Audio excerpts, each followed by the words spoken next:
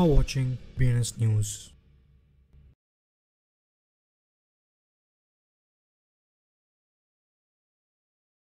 నమస్తే BNS Telugu news channel కి స్వాగతం సుస్వాగతం. నేను మీ వెంకట్ సాయి కుమార్. ముందుగా వార్తల్లోని ముఖ్యాంశాలు. చైనా యొక్క ప్రస్తుత ఆర్థిక సవాళ్లు జపాన్ యొక్క గత ఆర్థిక పోరాటాలకు ఎక్కువగా నిలిచింది. Central bank of Brazil virtual asset service ప్రొవైడర్లు రూల్ మేకింగ్ పై పబ్లిక్ కన్సల్టేషన్స్ ప్రారంభించింది. 2024 యుఎస్ ఎన్నికల కోసం crypto industry giant fair shake PAC కి $78 మిలియన్ ప్రతిజ్ఞ చేసింది.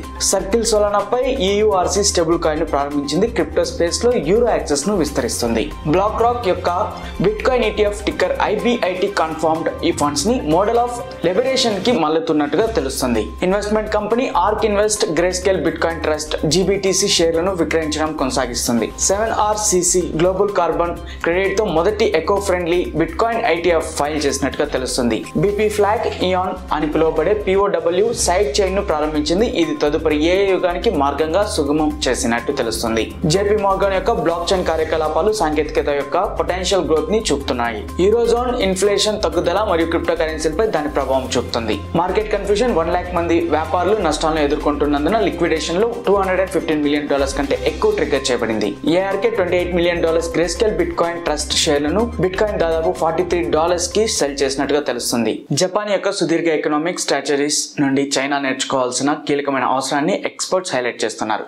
దేశీయ వినియోగాన్ని పెంచడానికి తయారీ మరియు పెట్టుబడిపై ఆధారపడటం నుండి మారవలసిన ఆవశ్యకతను చెప్పడం జరిగింది. సెంట్రల్ బ్యాంక్ ఆఫ్ బ్రెజిల్ దేశంలోని వర్చువల్ అసెట్ సర్వీస్ ప్రొవైడర్ VASPలు కార్యకలాపాలను కంట్రోలింగ్ కోసం అభిప్రాయాన్ని పొందడానికి కొత్త పబ్లిక్ కన్సల్టేషన్స్ ను ప్రారంభించింది. Post crypto industry Giants 2024 US ఎన్నికల కోసం ఫెయిర్ షేక్ PAC కి $78 మిలియన్ ప్రతిజ్ఞను మొదటిసారిగా కాయిన్పీడియా ఫిన్టెక్ న్యూస్ లో ప్రదర్శించినట్టుగా తెలుస్తుంది. యూరో ఆధారిత స్టేబుల్ కాయిన్ల గ్లోబల్ రీచ్ ను విస్తరిస్తూ సర్కిల్ తన EURC టోకెన్లను సోలానా బ్లాక్ చైన్ లో ప్రారంభించింది.